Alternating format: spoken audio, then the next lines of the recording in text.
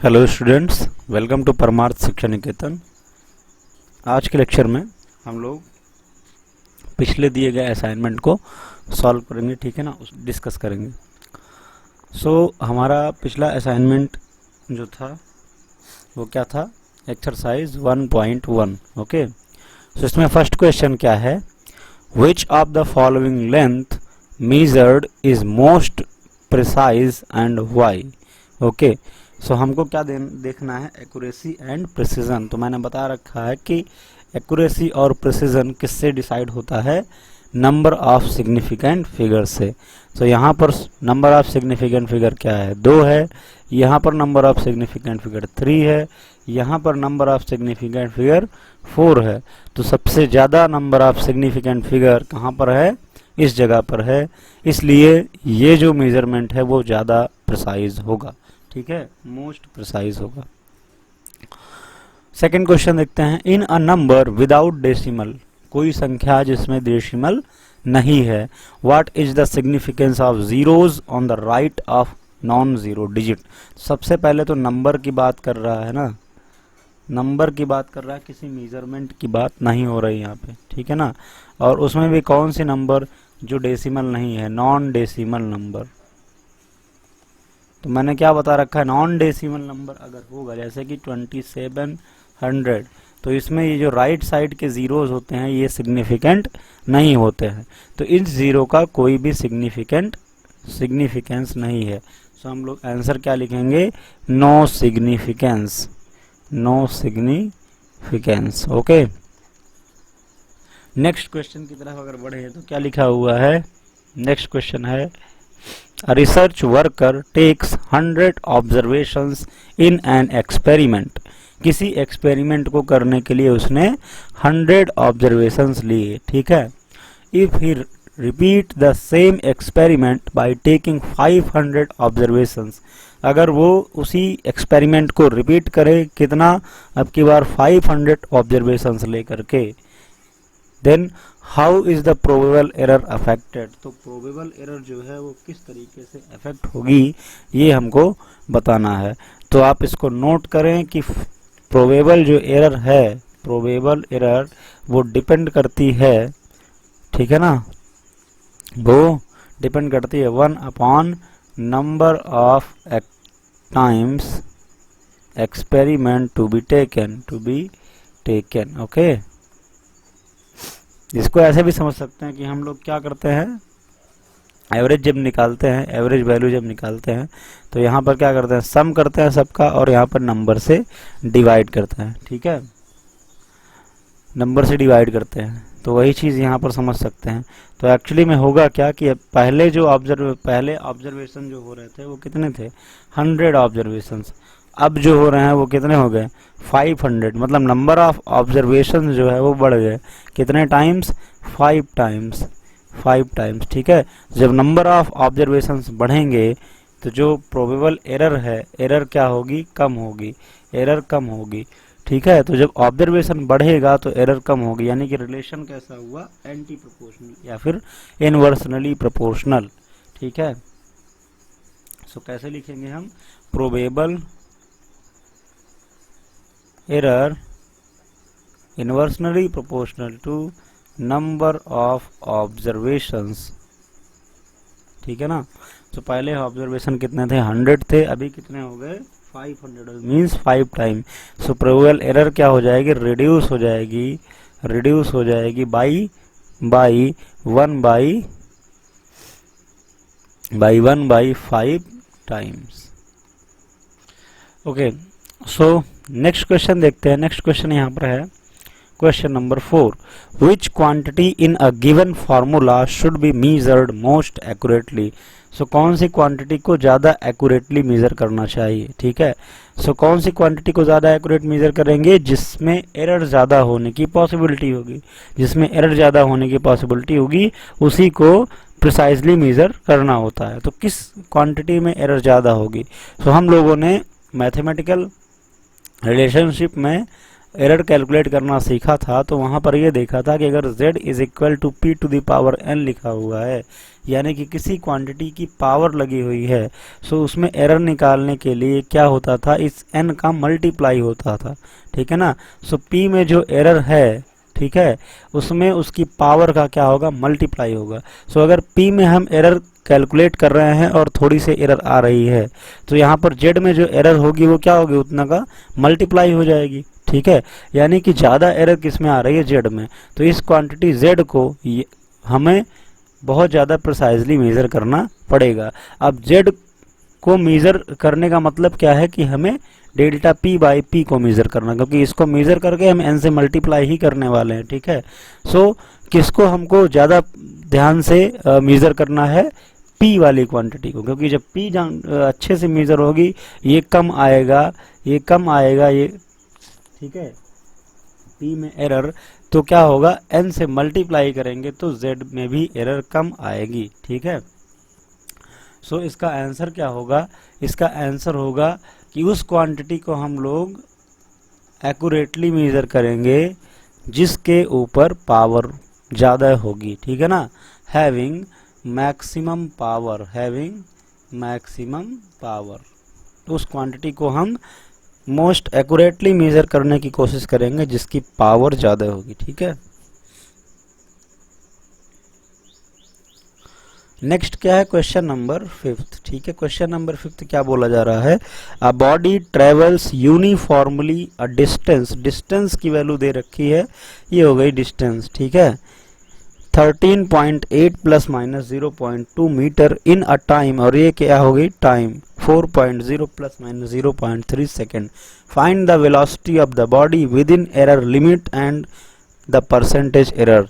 सो velocity कैसे calculate करेंगे, पहले तो ट्रू वैल्यू निकाल लेना। ट्रू वैल्यू कैसे कैलकुलेट होगी, velocity v is equal to क्या होता है, distance upon time. So distance की वैल्यू क्या होगी, ट्रू वैल्यू 13.8, ओके, और टाइम की ट्रू वैल्यू क्या होगी, 4.0।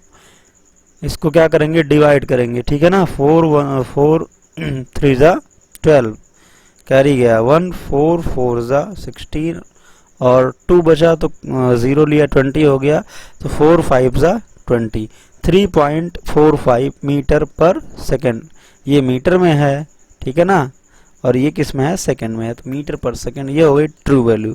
अब हमको क्या चाहिए, एरर का टर्म चाहिए, यानी कि उसके लिए अब हम एरर वाला फार्मूला बनाएंगे। तो delta V upon V is equal to क्या होगा, delta D upon D plus delta T upon T, ठीक है। So delta V upon V is equal to क्या होगा, delta D upon D, delta D कितना है 0.2 अपॉन डी कितना है 13.8 प्लस डेल्टा टी कितना 0.3 डिवाइडेड बाई 4.0, ठीक है। अब हम डेल्टा वी कैलकुलेट करेंगे तो क्या होगा, v का multiply means 3.45 multiplied by 0.2 divided by 13.8 plus 0.3 divided by 4.0, ठीक है। सो यहाँ से वैल्यू क्या मिलेगी, ठीक है, तो इसकी वैल्यू आ जाएगी 3.45 इंटू 0.0895, ओके, 0.0895, और जब इन दोनों को मल्टीप्लाई करेंगे, ये ध्यान में रखते हुए कि जो ये एरर वाला टर्म है ये डेसिमल के 1 प्लेस तक लिखा गया है, ठीक है। सो आंसर क्या आ जाएगा, आंसर आ जाएगा 0.3, ठीक है, क्या आएगा 0.3। तो हम आंसर को किस तरीके से लिखेंगे, हम लोग लिखेंगे value of velocity in error limit is v plus minus delta v, ठीक है। सो v की वैल्यू कितनी आई है 3.45 प्लस माइनस 0.3, तो ये हो जाएगा क्या आंसर, ठीक है, ये हो गया आंसर। अब जरा नेक्स्ट क्वेश्चन देखते हैं, इस क्वेश्चन नंबर 6, ठीक है ना। अब इस क्वेश्चन में क्या बोला गया है, error in the measurement of radius of a sphere is 1%। So radius measure करने में कितनी एरर हुई, 1% की एरर, ठीक है। Find the error in the measurement of volume, so volume को मेजर करने में कितना एरर होगी। तो किसकी बात कर रहे हैं, एक स्फीयर की बात कर रहे हैं, ठीक है। तो स्फीयर का वॉल्यूम क्या होता है, जरा ये लिखते हैं। स्फीयर का वॉल्यूम होता है वॉल्यूम ऑफ अ स्फीयर, ये होता है 4/3 पाई आर क्यूब, ठीक है ना। सो ये हो गया V फॉर वॉल्यूम। अब क्या बोला जा रहा है कि error in radius delta R upon R into 100 is 1%, okay, is 1%, यानी कि डेल्टा आर अपॉन आर की वैल्यू क्या हो गई, ये 1% हो गया, ठीक है ना। अगर डेल्टा आर अपॉन आर की वैल्यू देखेंगे तो ये हो जाएगा 0.01, ठीक है। अब यहाँ पर क्या करना है, हमको वॉल्यूम में एरर निकालना है। सो वॉल्यूम में एरर क्या होगी, delta V upon V into 100 is equal to 4/3 pi, ये कांस्टेंट है, इसमें कोई एरर होगी नहीं, और ये आर क्यूब का मतलब 3 times delta R upon R into 100। अब ये गिवन है कि delta R upon R into 100 की जो वैल्यू है 1% है, एरर इन रेडियस। सो क्या लिखेंगे, 3 into 1%, that is 3%। So volume major करने में कितना प्रतिशत की त्रुटि होगी, कितने परसेंट की एरर होगी, 3% की, ओके। सो इस तरीके से हम लोग क्वेश्चन नंबर 6 सॉल्व करेंगे। अब जरा देखते हैं क्वेश्चन नंबर 7। अब इसमें क्या बोला जा रहा है, given R1 is equal to 5 plus minus 0.2, R2 is equal to 10 plus minus 0.1, what is the total resistance in parallel with possible percentage error. So हमको total resistance, equivalent resistance calculate करना है। सो हम जानते हैं कि पैरेलल कॉम्बिनेशन में जो are equivalent होता है उसको इस तरीके से लिखते हैं 1/R1 प्लस 1/R2। अगर यहाँ से आर इक्विवेलेंट का फार्मूला बनाएंगे तो क्या होगा, R1 R2 upon R1 plus R2, ठीक है। सो ट्रू वैल्यू यहाँ से कैलकुलेट कर लेंगे, और एरर टर्म कैलकुलेट करने के लिए दो तरीके हैं, एक तो यहाँ से कर सकते हैं, एक तो यहाँ से कर सकते हैं। तो हम यहाँ से कर लें, ज़्यादा इजी होगा, ठीक है। So delta R equivalent upon R equivalent, इसकी जो वैल्यू होगी वो क्या होगी, R1 R2 का मल्टीप्लाई, इसलिए क्या होगा, delta R1 upon R1 plus delta R2 upon R2, ठीक है, और प्लस इस पूरे टर्म को एक मान के चलते हैं, ठीक है ना, delta R1 plus R2 upon R1 plus R2, ठीक है। सो अब R1 की वैल्यू क्या दे रखी है, 5.0 प्लस माइनस 0.2, R2 की वैल्यू क्या दे रखी है, 10.0 प्लस माइनस 0.1, ठीक है। अब यहाँ से ट्रू वैल्यू अगर कैलकुलेट करें R इक्विवेलेंट, तो R इक्विवेलेंट का जो आंसर है वो क्या आएगा, R1 इंटू R2 10 इंटू 5 क्या हो जाएगा, 50, divided by R1 plus R2 कितना हो जाएगा, 15। इसको जब सॉल्व करेंगे तो आंसर आएगा 3.33, ठीक है। क्या आंसर आएगा, 3.33। और डेल्टा आर इक्विवेलेंट कैलकुलेट करेंगे तो क्या हो जाएगा, 3.33 delta R1 upon R1 means 0.2 upon 5.0 plus minus plus, ठीक है ना, प्लस R2 0.1 अपॉन 10.0 प्लस, दोनों को जब ऐड करेंगे तो कितना हो जाएगा, ये 2 और 1 कितना हो जाएगा, 0.3, और डिवाइड बाई जब दोनों को ऐड करेंगे तो क्या होगा, 15.0, ठीक है। और जब इस पूरी क्वांटिटी को जब हम सॉल्व करेंगे तो आंसर क्या आएगा, ठीक है। तो इसको जब सॉल्व करेंगे तो आंसर क्या आएगा, 7%, ठीक है, 7%। अगर हमको डेल्टा आर इक्विवेलेंट चाहिए तो क्या करेंगे, 3.33 इंटू 0.07 से मल्टीप्लाई कर देंगे, ठीक है ना, जो आंसर मिलेगा वो हो जाएगा, ठीक है। या अगर एरर की बात करेंगे तो एरर क्या हो जाएगी, 7%। तो इस तरीके से जो है हम लोग कैलकुलेट करते हैं डेल्टा आर में एरर क्या होगी, ठीक है। सो अब नेक्स्ट क्वेश्चन की तरफ बढ़ते हैं। नेक्स्ट क्वेश्चन क्या है, क्वेश्चन नंबर 8। अब इसमें क्या बोला गया है, the value of resistance is 10.845 ohm and the current is 3.23 ampere. On multiplying them, we get the potential difference V is equal to 35.02935 volt. What is the value of potential difference in terms of significant figures. तो क्या कर रहे हैं, दोनों को multiply कर रहे हैं। इसमें 3 सिग्निफिकेंट फिगर हैं और इसमें कितने सिग्निफिकेंट फिगर हैं, 5 सिग्निफिकेंट फिगर हैं। ठीक है, तो मल्टीप्लाई करने के बाद जो रिजल्ट आएगा उसमें भी कम से कम वाली क्वांटिटी के बराबर होनी चाहिए। तो इसमें 3 है, तो लास्ट में भी क्या होने चाहिए, 3 होने चाहिए। तो हमारे रिजल्ट में 3 सिग्निफिकेंट फिगर होने चाहिए, यानी कि जो भी कुछ गिवन है हमको वो क्या करेंगे, राउंड ऑफ कर लेंगे 3 सिग्निफिकेंट फिगर्स तक। तो ये इसका आंसर हो गया। ठीक है, अब नेक्स्ट क्वेश्चन देखते हैं। The length of one rod is 2.53 centimetre.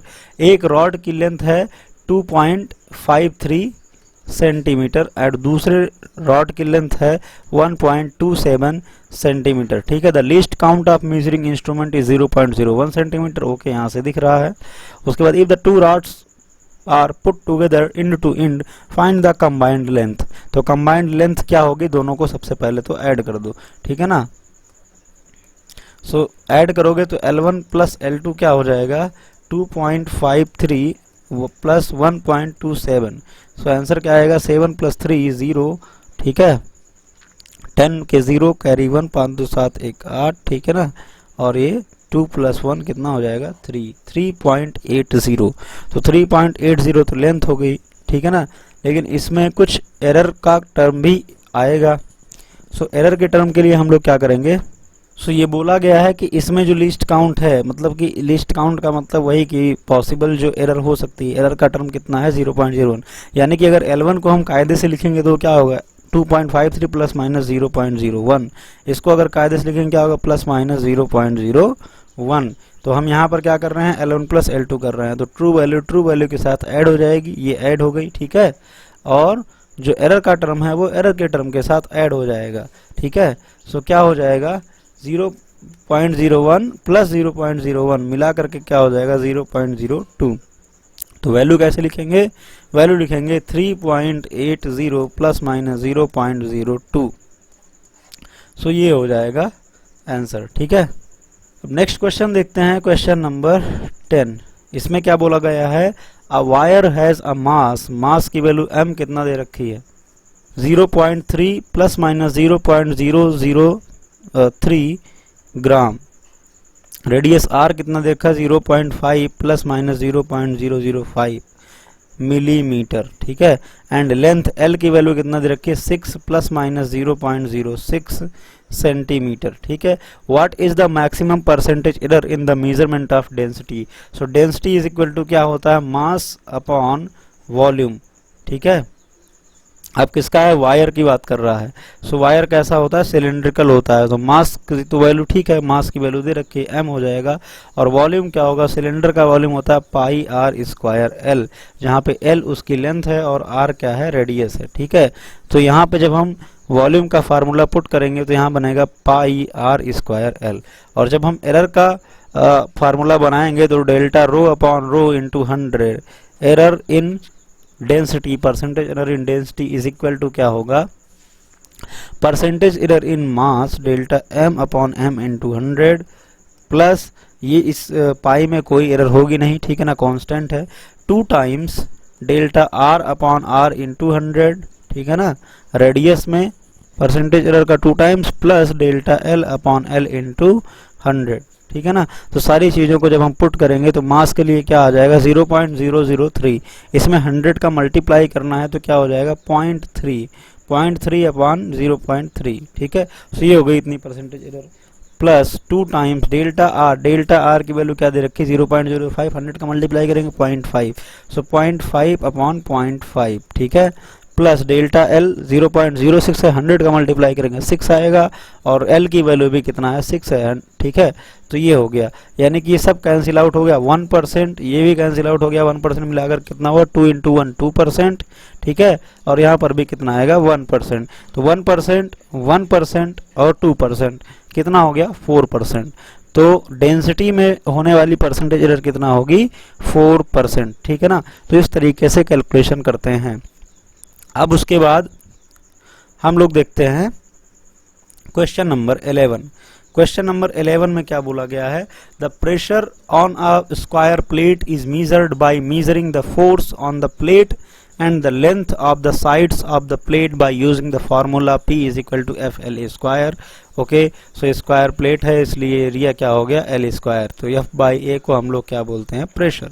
ठीक. If the maximum error in the measurement of force and length are 4% and 2%, then what is the maximum error in the measurement of pressure. So measurement of pressure में क्या error होगी, measurement of pressure में pressure is equal to क्या हो गया, F upon area, area means L का square. तो error क्या हो जाएगी प्रेशर में, delta P upon P into 100 is equal to होगी delta F upon F into 100 और plus 2 times delta L upon L into 100. ठीक है. अब फोर्स में जो एरर आ रही है वो कितना आ रही है, 4%. ठीक है, प्लस 2 टाइम्स लेंथ में कितना एरर आ रही है, 2%. तो इसको जब सॉल्व करेंगे तो 4% प्लस 2 टू द 4% यानी कि 8% की जो है एरर आएगी प्रेशर के मेजरमेंट में. ठीक है, तो इस तरीके से हमने ये 11th प्रॉब्लम सॉल्व की. सेम ऐसे ही 12th प्रॉब्लम है, उसमें क्या लिखा हुआ पढ़ते हैं जरा. The density of a cube is measured by measuring its mass and length of its side. If the maximum error in the measurement of mass and length are 3% and 2%, then find the maximum error in the measurement of density of cube. Cube की बात कर रहा है, so density रो क्या होगा, mass upon volume. volume का मतलब side का cube, L cube. ठीक है ना. so इसमें परसेंटेज एरर क्या होगी, delta rho upon rho into 100 is equal to क्या होगी, मास में percentage error delta M upon M into 100 plus 3 times delta L upon L into 100. तो मास में कितना एरर हो रही है, मास में जो एरर हो रही है वो है 3%, मीन्स 3% प्लस 3 टाइम्स इंटू 2%. 2 क्या है, लेंथ की एरर. तो क्या हो जाएगा 3% प्लस 6% यानी कि टोटल जब मिलाएंगे तो क्या होगा 9%. ठीक है, सो कितना एरर आएगी, एरर होगी 9%. इसका आंसर आएगा 9%. तो इस तरीके से हम लोगों ने ये अपना असाइनमेंट जो है सॉल्व किया. 12 क्वेश्चन थे. ठीक है, बहुत ज़्यादा टफ क्वेश्चन नहीं थे, छोटी छोटी प्रॉब्लम्स थी. कॉन्सेप्चुअल भी कुछ क्वेश्चन थे और कुछ क्वेश्चन क्या थे, थोड़ा सा न्यूमेरिकल टाइप थे. तो ऐसे ही प्रॉब्लम्स आप लोगों को एरर पे बेस्ड आएंगी. आप लोग अपनी बुक से, जो भी रेफरेंस बुक हो, उससे खूब सारी प्रॉब्लम्स ट्राई करें और कहीं भी कोई दिक्कत हो तो आप लोग क्वेश्चन पूछें. ठीक है, हम उसको नेक्स्ट वीडियो में जो है अच्छे से समझाएंगे. ठीक है.